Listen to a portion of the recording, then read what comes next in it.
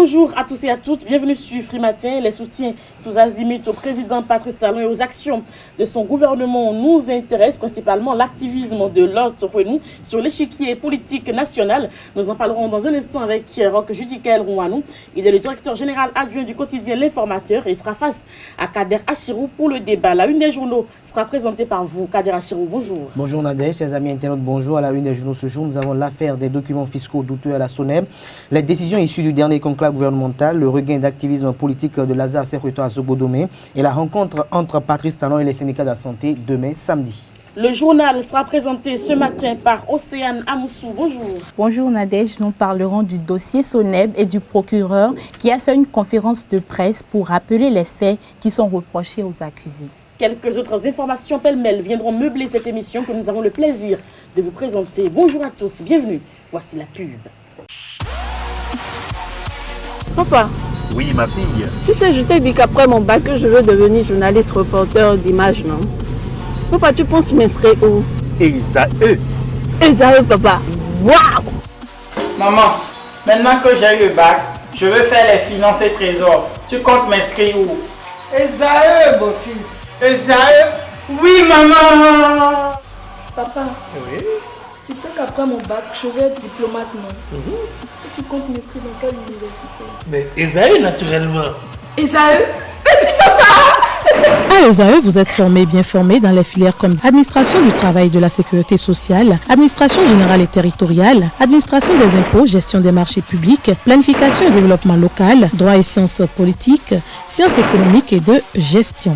ESAE, c'est aussi sa télé numérique ESAE TV et son journal L'Informateur. ESAE, c'est à Bedjromede, 3e rue après le carrefour 16 ampoules allant à Jericho. Numéro de téléphone 98 98 14 00 96 80 55 11 90 93 65 21. ESAE, l'excellence a un nom. À nouveau, bonjour Kader Achirou. À nouveau, bonjour Nadège, chers amis internautes, à nouveau, bonjour. Nous démarrons par le quotidien Fraternité qui affiche en manchette ce jour. Affaire quittance minorée, comment opère la mafia à la mairie d'Abomey-Calavi. Les noms des 7 cadres escrocs arrêtés à découvrir dans les colonnes du journal. Le directeur général de la police nationale ordonne l'interpellation de tous les complices, un ancien adjoint au maire, sur la braise. Toujours avec le quotidien Fraternité, le Conseil des ministres donne espoir aux prisonniers. L'Informateur, contrôle de gestion des structures publiques. Il faut enquêter aussi au niveau du fonds routier. Toujours avec le quotidien béninois d'information générale et d'analyse L'Informateur. Affaire SONEB, point de presse du procureur. Le dossier passe en flagrant délit. Toujours avec le quotidien L'Informateur. Indiscrétion. Un opérateur GSM veut enfariner la diplomatie bénino-nigériane. Le quotidien national d'information La Nation affiche affaire des documents fiscaux douteux à la SONEB. Les précisions du procureur de la République. Toujours avec le quotidien national et La Nation. Gouvernance du secteur agricole au Bénin, le Renova s'engage aux côtés de l'État et des partenaires techniques financiers, toujours avec La Nation. Projet de budget de l'État, exercice 2018, des dispositions fiscales inquiètent le secteur privé. L'autre vision, placement hasardeux à la CNSS, comment Laurent Métaillon a mis à mal la vie des retraités. Le gouvernement en sapeur-pompier pour sauver les meubles. Jack Pata rencontre au palais le samedi sur la grève des agents de la santé. Ça passe ou ça casse pour les grévistes. Talon leur dernier recours. Matin libre, Sobemap, voici le rapport qui épingle le directeur général Amoussou. Des dividendes fictifs distribués, des écarts et décaissements non justifiés, paiement de prestations non fournies, versement d'acompte supérieur aux bénéfices. Toujours avec le quotidien Matin libre, présentation du résultat du mapping, la cartographie des associations de jeunes désormais disponible. Le génie, activité politique à Zobodomé. Lazare Serruto remobilise sa base pour Patrice Athanas Guillaume.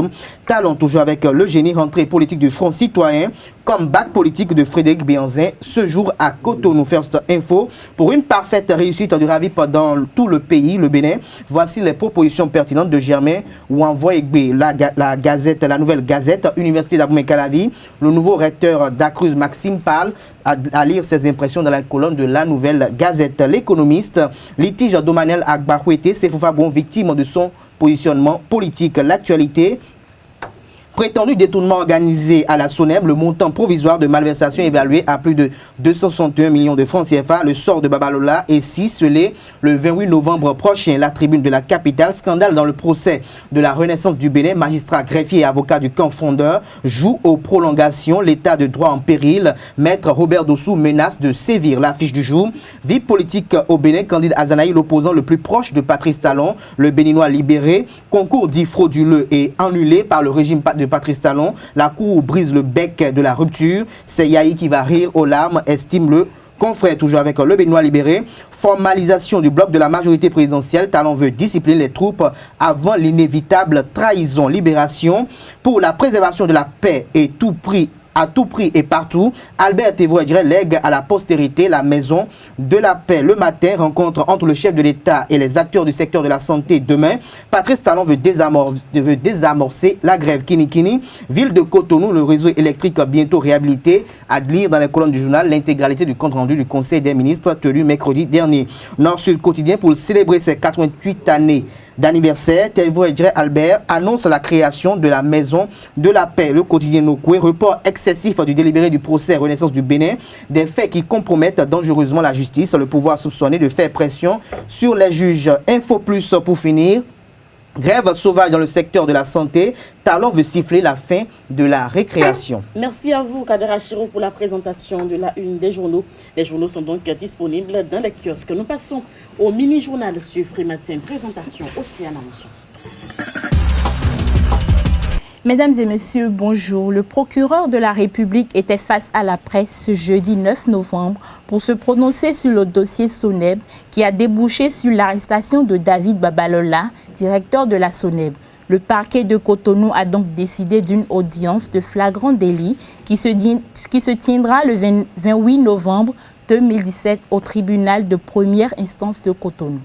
Gilbert Ulrich Togbonon a tenu à rappeler à la presse les différentes situations qui l'ont amené à mettre le directeur général de la SONEB sous mandat de dépôt. Le maire de la commune d'Abomey-Calavi, Georges Bada, porte plainte contre les cadres de son administration. En effet, lors d'un contrôle de routine, l'autorité communale a remarqué que les quittances de certification d'actes fonciers délivrés aux clients de la mairie ont été manipulées. Afin de ne pas être désigné comme complice de ces actes de mauvaise gestion, le maire a donc décidé de prendre plutôt les choses en main. 50 ans déjà que la Société des ciments du Bénin, SCB, existe. Et pour commémorer cette fête, les responsables de la SCB ont annoncé des activités suivies d'un programme très alléchant qui se tiendra le 26 novembre 2017. C'était à la faveur d'une conférence de presse tenue ce mercredi 8 novembre au siège de la dite société. On écoute les responsables pour plus de précisions. À l'occasion de notre cinquantenaire, de nos 50 ans, nous organisons un concert géant, les artistes invités. Nous avons notre artiste star, l'artiste congolais Fally Ipupa. Nous avons également nos amis du Togo, Toufan, jeunes, dynamiques. Nous avons également la star nationale béninoise, Danielou Sagbon, qui marie la tradition avec la modernité. Nous avons des comédiens de la Côte d'Ivoire, toujours l'Afrique de l'Ouest, avec Agalawal. Et nous avons également Sessimé qui va être avec nous. Et encore plein d'autres artistes, sans tous les citer. Mais je peux aussi vous dire, il y a aussi encore d'autres artistes béninois, tels que Éléphant Mouillé, pour en citer, pour pas citer tous. Mais ils seront nombreux. Et on a voulu faire quelque chose, un mélange entre les artistes Afrique centrale, Afrique de l'Ouest, et que ce soit un mélange, que ce soit vraiment une belle fête qui puisse aussi plaire non seulement à la jeunesse, mais à toute la population. J'invite le public béninois à faire massivement le déplacement le 26 novembre 2017 pour un concert original en béton. Les tickets sont accessibles à tout le monde à partir de 2000 francs. En prélude à l'événement, des caravanes seront organisées à travers la ville de Cotonou et environ cette semaine et la semaine prochaine. Vous avez les tickets en vente à la direction générale de la SCB, également auprès de nos distributeurs agréés et autres agents qui seront déployés dans toute la ville pour que les billets soient accessibles. Alors pour revenir un peu sur les lieux du concert, c'est à Family Beach, situé entre le Centre international de conférence et la nouvelle direction générale du MTN. Nous insistons également sur l'heure de démarrage du concert qui est prévu pour 14 h. Pourquoi on veut marquer notre cinquantenaire? Et parce qu'on est fiers. Tout d'abord, cette entreprise, c'est une entreprise béninoise et tous nos travailleurs sont béninois majoritairement. Et 50 ans pour une société privée au Bénin et aussi en Afrique de l'Ouest, il n'y en a pas beaucoup. La SCB, à côté des autres nombreuses missions qu'on se donne, on s'est dit cette année-ci, il faut qu'on la clôture en beauté, malgré toutes les difficultés, tous les hauts, tous les bas, mais ça fait partie de la vie. Et on espère vraiment pouvoir vous avoir tous au concert avec nous, jeunes, moins jeunes, on est tous des jeunes dans tous les cas et on vous remercie.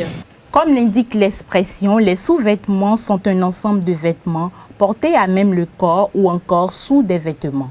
Quelle qu'en soit la taille, les motifs et les couleurs, les sous-vêtements sont vendus dans nos marchés et les prix diffèrent selon la qualité.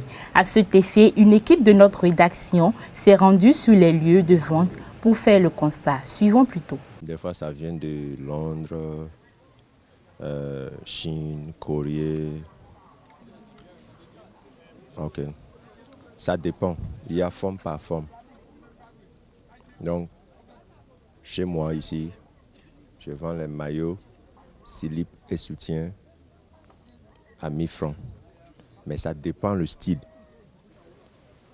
Si le style est bien joli, je vends plus que 1000 francs. Bon, il y a aussi un autre maillot qu'on appelle trikini, le maillot sexy. Ça, on vend ça à 2000. Et il y a aussi ce qu'on appelle montante. Ce qui est au milieu là.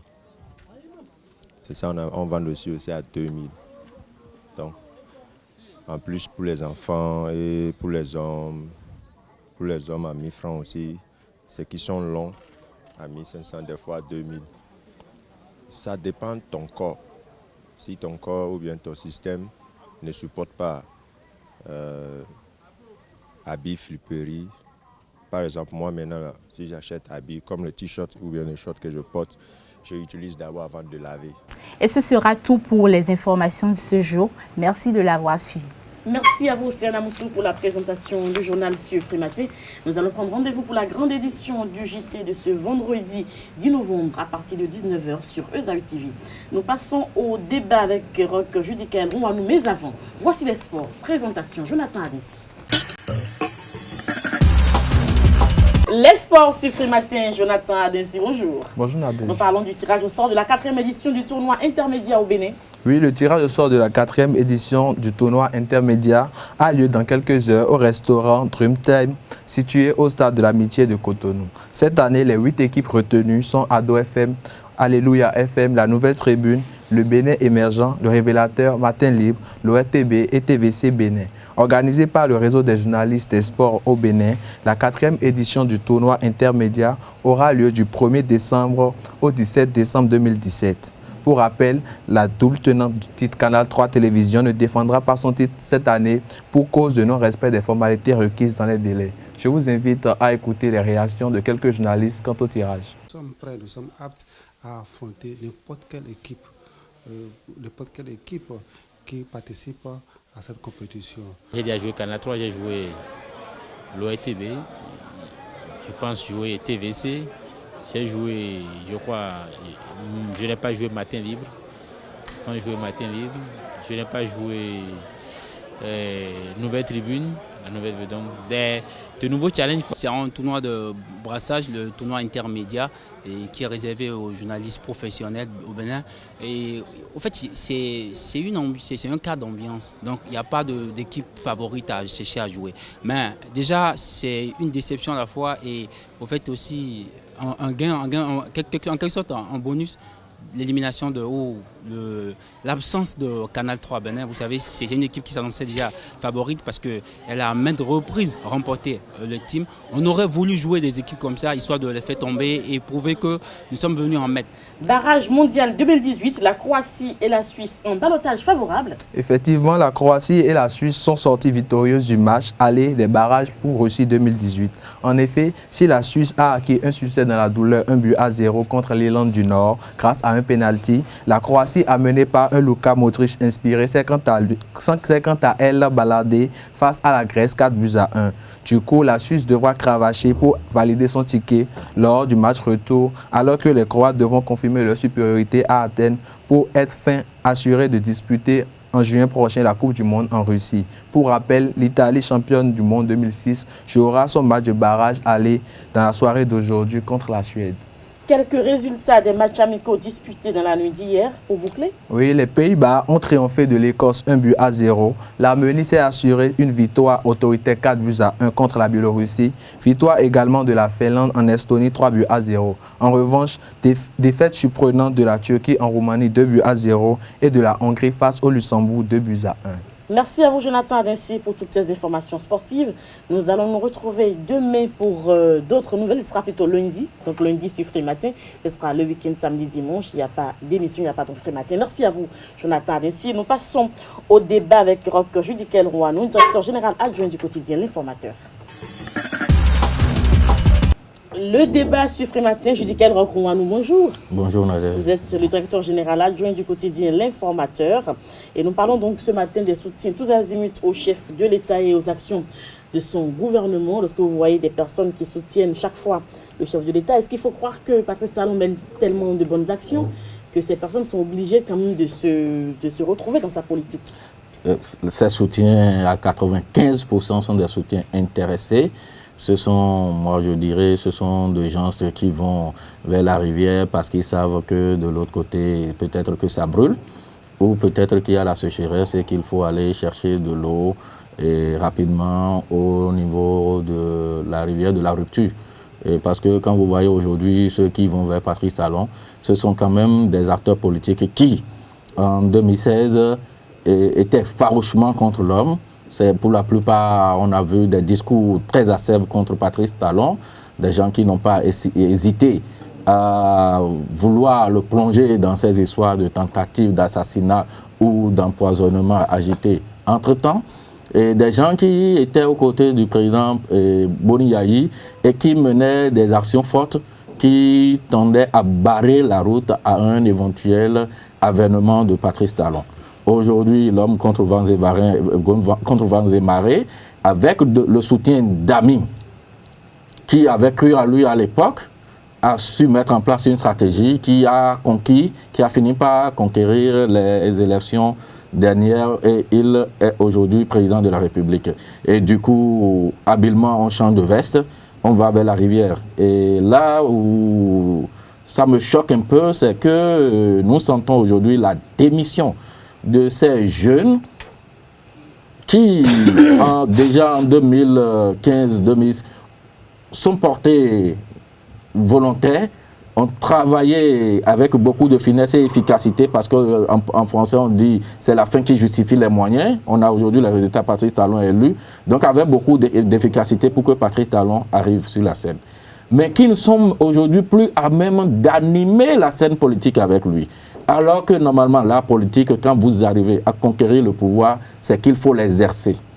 Aujourd'hui, Patrice Talon ne leur a pas encore dit « je démissionne ». Il ne leur a pas dit « je n'ai pas les coups de franche ». Au contraire, il fait tout pour leur montrer qu'il est capable d'assumer.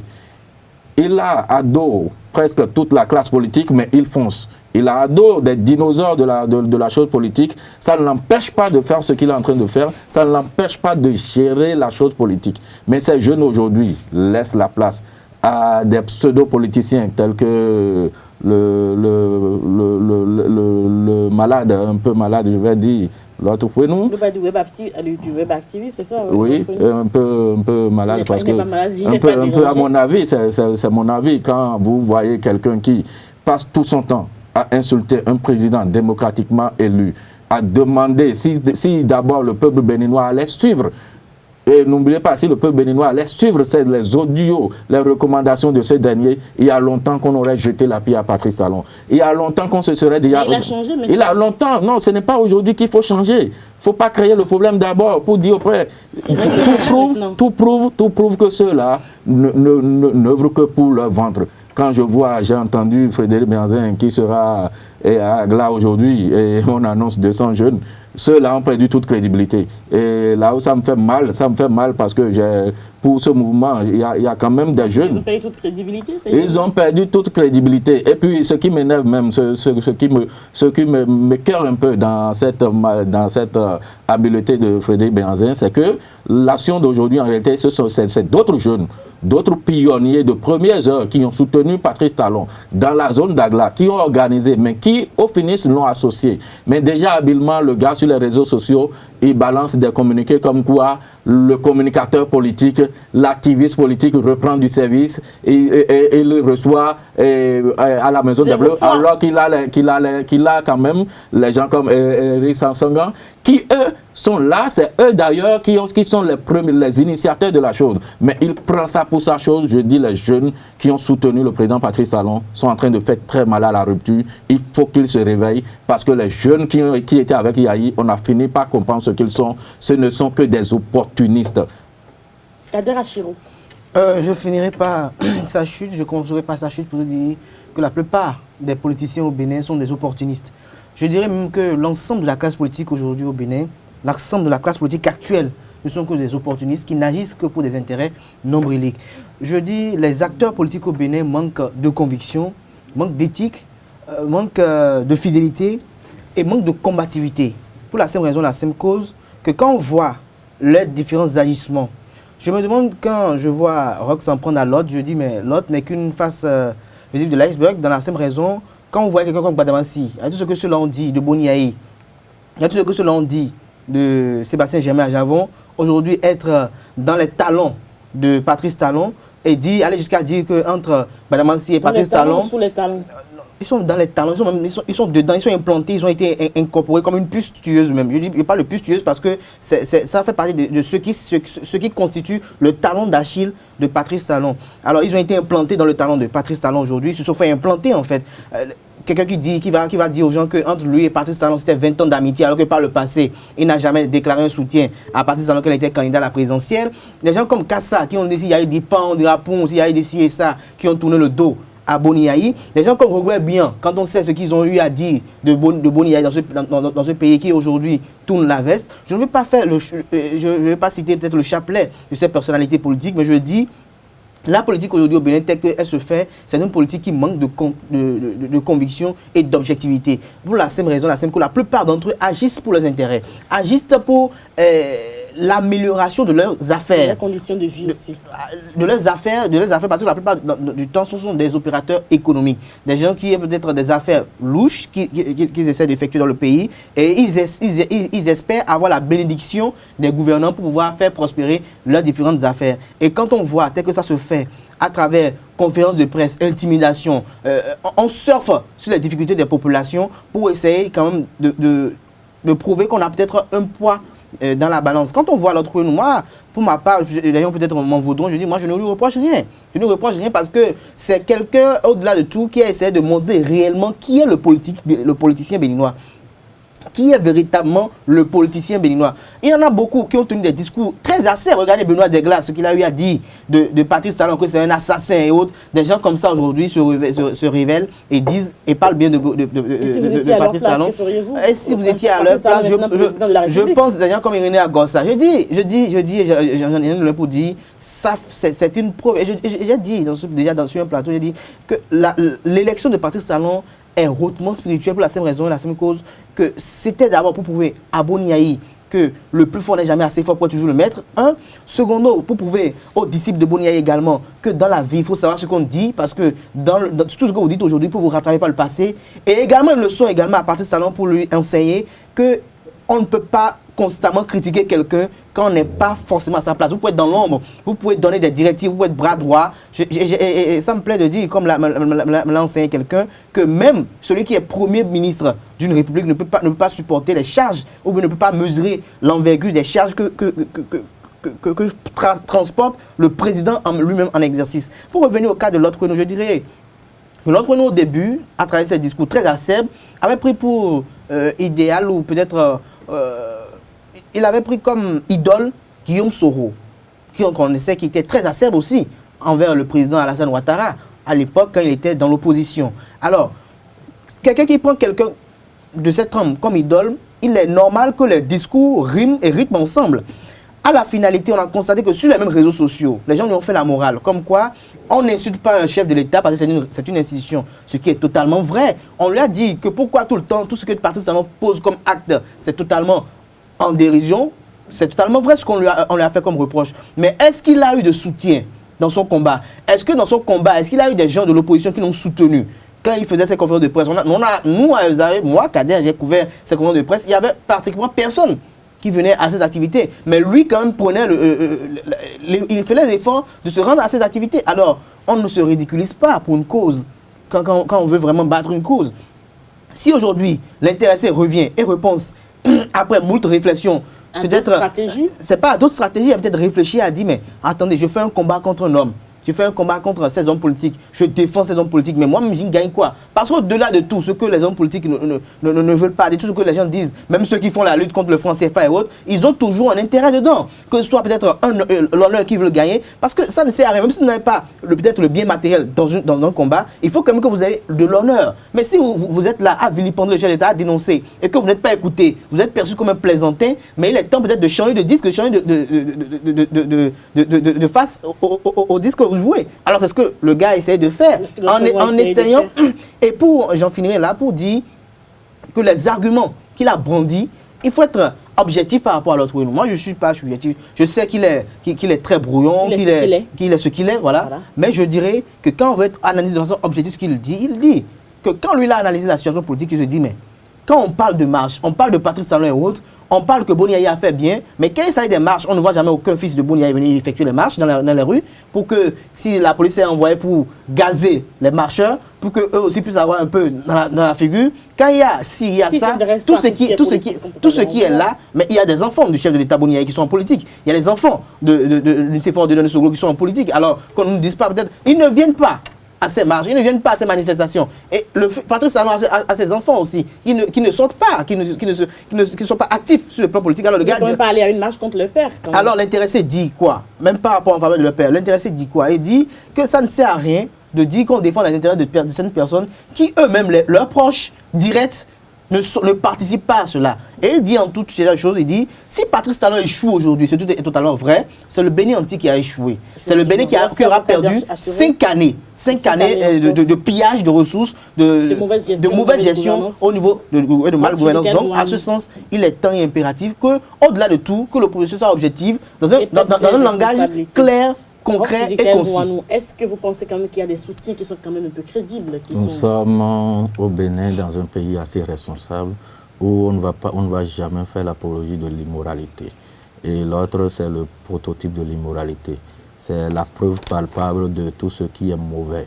Et il faut oser le dire parce que l'homme n'a pas du tout fait du bien à ce pays, qu'il soit de l'autre côté ou qu'il vienne aujourd'hui de ce côté-ci. Parce que j'ai toujours dit, non, pas du bien, pas du bien. C'est tout ce qu'il fait aujourd'hui pour moi, c'est un non-événement. C'est un non-événement. Et PVR, parti du ventre ou rien. C'est ce que j'appelle désormais son parti. Parce que depuis toujours, je l'ai fustigé dans ses déclarations. Et j'ai dit qu'on ne fait pas de l'opposition. Mais les gens ne comprennent pas ce que ça veut dire opposition. Les gens ne comprennent pas. Ce n'est pas leur seul. C'est toute la classe politique. Il y a un problème. L'opposition, c'est d'accepter souffrir. L'opposition, c'est qu'on a... Ce n'est pas... On ne va pas me dire que... on ne voit pas les chefs du chef de l'État, on ne voit pas... On a vu les enfants Soglo, mais tout est question de... On a vu Liari. Liari a marché dans ce pays. On l'a vu aux côtés des Azanaï et autres. Donc ce n'est pas encore trop tôt pour quelqu'un comme l'autre qui à peine dit « je suis opposant farouche à ce régime », qui dit « Talon est bandit, il faut lui jeter la pierre, il faut », qui du jour au lendemain fait un revirement. Ce n'est même pas qu'il dise « oh, sur telle action c'est bon ». Et sur d'autres on peut être critique. Non, il dit « 2010 c'est déjà, 2021 c'est gagné. Mon parti soutient Patrice Talon jusqu'en 2026 ». Soyez sûr, je vous le prédis, c'est là, vous allez voir. Il va encore changer le langage peut-être bientôt. Et il va loin pour dire ce que je mangeais avant, vous savez, pourquoi vous allez me demander pourquoi. Qui lui a dit de faire? Qui lui a demandé de faire? Un combat. C'est lui-même, il s'est engagé personnellement à le faire. Ce que je voudrais dire, j'ai un peu peur que le président Patrice Talon finisse exactement comme le président Boni Yayi. Le président Boni Yayi a fini comment? Le président Boni Yayi a fini, il a fini avec un désamour total, d'abord avec son propre peuple, et il a fini avec des gens qui sont hypocrites. Et je crains que Patrice Talon ne finisse de la même manière. Parce qu'aujourd'hui, ceux qui sont avec lui ne sont pas sincères. Et quand ceux qui sont avec lui ne sont pas sincères, automatiquement, ils versent dans les mêmes conditions que le président Yayi Boni, où autour de lui, il y aura que des gens hypocrites. Et il finira aussi parce que le peuple aujourd'hui, en l'élisant, en lui donnant le suffrage, le peuple ne voudrait pas que Patrice Talon compose comme des gens tels que Frédéric Béhanzin et autres. C'est parce qu'il a dit rupture. On ne va plus vouloir ça que le peuple a adhéré. Mais malheureusement, on est en train de voir que le président Patrice Talon, les gens l'induisent dans les mêmes erreurs petit à petit, sinon que quelqu'un comme l'autre qui se vante même de dire aujourd'hui j'ai des couloirs, aujourd'hui j'ai des rendez-vous avec des gens du... Moi, ça m'écoeure. Quelqu'un qui aime Patrice Talon doit être vraiment déçu d'entendre des gens parler de la sorte de lui. Quelqu'un qui aime Patrice Talon doit être vraiment déçu de voir quelqu'un comme Frédéric Béhanzin dire aujourd'hui qu'il mobilise encore la jeunesse, alors que c'est cette jeunesse qui s'était déjà mobilisée pour le porter au pouvoir. En réalité, Patrice Talon n'a pas besoin de ceux-là. Oui, Patrice Talon n'a besoin que d'une chose, de travailler réellement à assainir les finances publiques. Mais avec qui le fera-t-il? Non, il l'a fait, il a l'arsenal pour le faire. Il a l'arsenal. Ce n'est pas d'abord ce n'est pas n'importe qui prend un gouvernement et qui fait au moins 1 an avec ce gouvernement. Ce n'est pas n'importe quel régime. On a vu le président Yayi Boni, automatiquement ça a commencé. Quelques mois après, déjà, il y a ça veut dire quand même qu'il y a un socle. Ça veut dire qu'il y a une base. Ça veut dire qu'il y a des gens et ça veut dire qu'il n'a en réalité pas besoin de ces rumeurs. Parce que moi, je les appelle rumeurs. C'est des gens qui surfent sur du n'importe quoi et qui n'ont rien à vendre. Donc, Kader, on va rapidement conclure. Oui, très rapidement conclure. Je vais peut-être bonner sur quelques points. Allez-y. Par rapport au remaniement que Patrice Talon a du mal à se séparer de ses collaborateurs. C'est à mon avis. Donc je pense que les remaniements, on n'en aura pas de façon courante comme avec Boni Yayi qui, lui, à chaque erreur, à chaque errement, se débarrassait de ses collaborateurs. Ça veut dire qu'il a quand même des collaborateurs. Ça veut dire qu'il a des collaborateurs. Par rapport aux différents soutiens au niveau de Patrice Talon, je dirais que Patrice Talon n'a aucun soutien crédible.